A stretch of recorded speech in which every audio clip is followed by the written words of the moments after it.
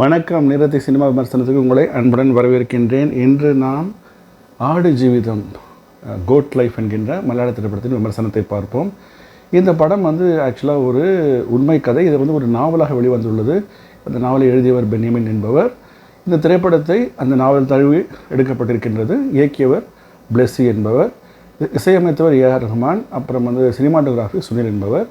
இதுக்கப்புறம் முக்கியமான கதாபாத்திரம் நடித்தவர்கள் யாருன்னு பார்த்திங்கன்னா பிருத்திவிராஜ் அவர்கள், கோகுல், அப்புறம் ஜிம்மி ஜான் லூயின்னு ஒருத்தர் நடிச்சிருக்காருங்க. அதுக்கப்புறம் அமலா பால் அவங்க நடிச்சிருக்காங்க. முக்கியமான விஷயங்கள்.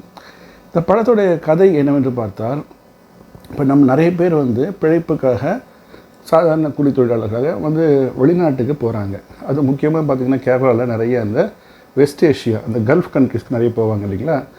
அந்த மாதிரி பிருத்திவிராஜ் அவர்களும் இந்த கோகுல் அப்படிங்கிற ஒரு யங்கான ஒரு சின்ன பையன் மாதிரி தான். அவரும் சவுதி அரேபியாவுக்கு ஒரு வேலைக்கு போகணும்னு ட்ரை பண்ணுறாங்க. ஆஸ் யூஷுவல் இருக்கிற எல்லாத்தையும் அடகு வச்சு கடனை வாங்கி அங்கே விசா வாங்கிட்டு அந்த ஊருக்கு போகிறாங்க. என்னவென்றால் அவருக்கு அங்கே மலையாளம் மட்டுமே தெரிஞ்சிருக்கின்றது. அவர்களுக்கு இங்கிலீஷும் தெரியல, ஹிந்தியும் தெரியல. ஸோ அதனால் கொஞ்சம் அங்கே ஏர்போர்ட்டில் இறங்கின உடனே கொஞ்சம் தடுமாறுறாங்க. யார்கிட்ட போகணும்னு தடுமாறுறாங்க. கடைசியில் ஒரு ஆள் இவங்களை அழைத்து கொண்டு போகின்றார். இவர்கள் சென்ற வேலை என்பது ஒரு ஃபேக்ட்ரியிலேயோ ஒரு கம்பெனியில் ஹெல்ப்பர் என்ற வேலைக்கு போகிற. ஆனால் இவர் அழைத்து சென்றவர் என்ன பண்ணுறாரு, நேராக பாலைவனத்தில் கொண்டு போயிடுறாரு.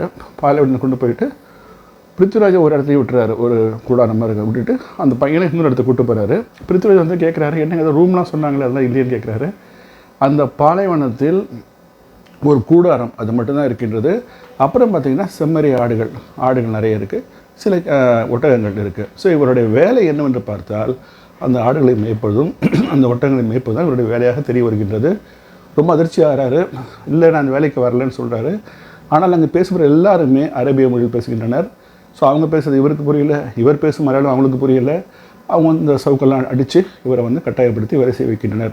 அதே போல் இவருடன் சென்ற அந்த கோகுல் என்பவரும் இதே போல் தான் ஒரு அடிமையாக வேறு இடத்துல போயிடுறார். அவர் அங்கே ஏற்கனவே ஒரு ஹிந்திக்காரர், ஒரு வயதான ஒரு ஹிந்திக்காரர் வேலை செய்து கொண்டிருக்கின்றார். அவருக்கு ரீப்ளேஸ்மெண்ட் பண்ணி தான் அவரை கொண்டு போகிறாங்க வச்சுக்கோங்களேன். ஏன்னா ரொம்ப வயசாகிடுச்சு அவருக்கு. முகமெல்லாம் அப்படியே ஃபுல்லாக முடிவர வளர்ந்து இருக்கின்றார். அவர் கொஞ்சம் விஷயங்களை விட்ட சொல்கிறாரு. இவருக்கு புரிஞ்ச வரைக்கும் இவர் எடுத்துக்கிறாரு.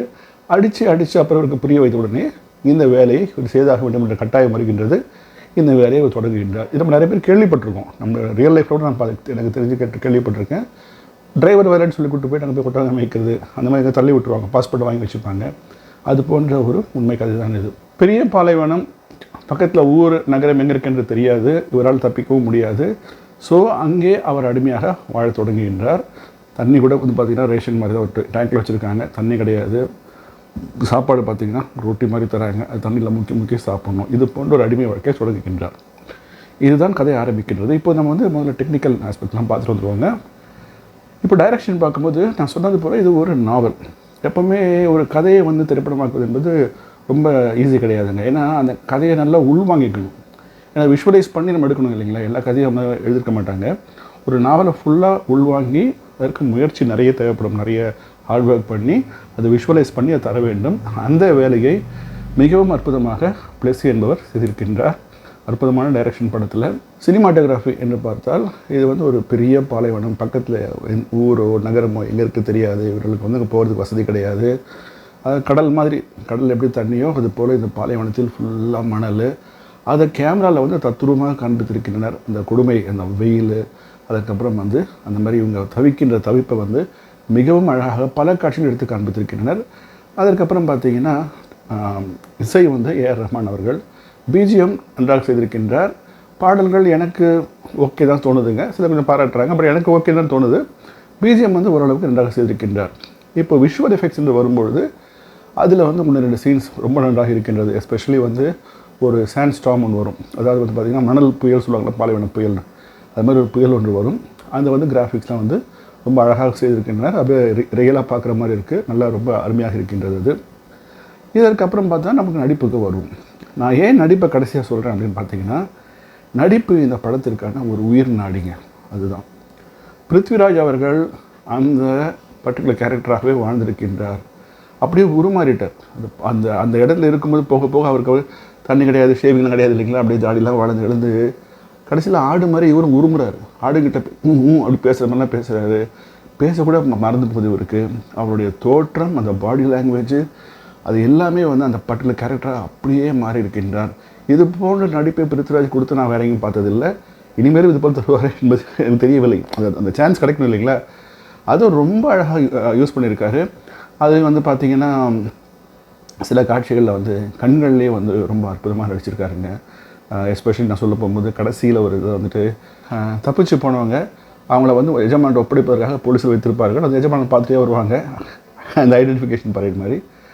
அதில் அந்த இவரோட எஜமானை வரதை பார்த்தோன்னே ஒரு உடம்பு வந்து அப்படியே ஒரு பதறும் பாருங்கள். அந்த உடல் பதறலும் அந்த கண்ணில் அந்த கொண்டு வர அந்த பயத்தையும் வந்து அது பார்க்கும்போது நமக்கு அப்படியே மனசு அப்படியே கசக்கி பிழியுது. அந்த அளவுக்கு மிகவும் அற்புதமாக பிருத்விராஜ் அவர்கள் நடித்திருக்கின்றார். அதன் பிறகு இவரோட சென்றார் சொல்ல கோகுல் என்கின்ற ஒரு இளைஞன், அவர் கூட ஒரு ஆஃப்ரிக்கன் ஜிம்மி ஜான் பால் சொன்னதில்லை, அவங்க 2 பேரும் சேர்ந்து ஒரு சமயத்தில் வந்து மீட் பண்ணுறாங்க, தப்பிக்கலான்னு முடிவு பண்ணுறாங்க, தப்பிக்க ட்ரை பண்ணுறாங்க. அதுதான் வந்து படத்தோட 2வது பகுதியில் வருகின்றது. தப்பிக்கும் பொழுது அதாவது நடந்து தான் வரணும், வேறு வழி இல்லை, வழியும் டைரெக்ஷனும் சரியாக தெரியாது. ஸோ அதனால் அந்த நெடும் பயணத்தில் பார்த்திங்கன்னா இந்த கோகுல் மற்றும் அந்த ஆஃப்ரிக்கனாக சொல்கின்ற அந்த ஜிம்மி ஜான் பால் என்பவர் பிருத்விராஜ் விஷயம் நான் சொன்னது போன்ற ரொம்ப அற்புதமாக நடிச்சிருக்காங்க. இந்த காணல் நீரை பார்த்துன்னு ஓடுறது, கடைசியில் அந்த கோகுலுக்குலாம் வந்து ஒரு இடத்துல டைம் முடியும் ஒரு ஹாலுசினேஷன் வந்துடும். அப்போல்லாம் பார்த்திங்கன்னா அவ்வளோ அழகாக நடிச்சிருக்காரு, சின்ன பையன்தான். ஸோ நடிப்பு என்பது நான் அதுதான் சொல்கிறேன், இந்த படத்தில் நடிப்பிற்கு ஒரு மிக மிக மிக முக்கிய பங்களிப்பு இருக்கின்றது. எல்லாம் சேர்ந்து பார்த்தோமா, டைரக்ஷனுக்காகவும் சரி, விஷுவல் எஃபெக்ட்ஸுக்கு, அப்புறம் வந்து சினிமாட்டோகிராஃபி, எடிட்டிங்கு ரொம்ப நன்றாக இருக்கின்றது. இதெல்லாம் இல்லாமல் நடிப்புக்கு இதுக்கெல்லாமே அவார்டு வரும்னு நான் எதிர்பார்க்குறேன். ஆனால் நிச்சயமாக நடிப்பிற்கு பிருத்விராஜுக்கு சிறந்த நடிகராக அவார்டு கிடைக்க வேண்டும். அப்படி கிடைக்கவில்லை என்றால் நான் மிகவும் ஆச்சரியப்படுவேன். நமது கேள்வியான இந்த திரைப்படத்தை பார்க்கலாமா வேண்டாமா என்ற கருத்துக்கு வருவோம். நான் நிறைய பாசிட்டிவ் பாயிண்ட் சொல்லிட்டேன். அதுவும் அந்த விஷுவல் எஃபெக்ட்ஸில் அந்த மணல் புயல் வரதெல்லாம் வந்து தியேட்டரில் பார்த்தா ரொம்ப நன்றாக இருக்கும். இது ஒரு உண்மை கதை, இந்த ஒரு துன்பங்கள்லாம் இருந்தாலும் இது நிச்சயமாக இந்த படம் வந்து ஓவரால் இந்த பேக்கேஜ் பார்த்திங்கன்னா ரொம்ப அழகாக டெக்னிக்கல் ஆஸ்பெக்ட் சரி எல்லாமே கதை எல்லாமே வந்து ரொம்ப அழகாக கொடுத்துருக்கின்றனர். நிச்சயமாக இது நமக்கு பார்க்கப்பட வேண்டிய திரைப்படம் ஒன்று என்று நான் கருதுகின்றேன்.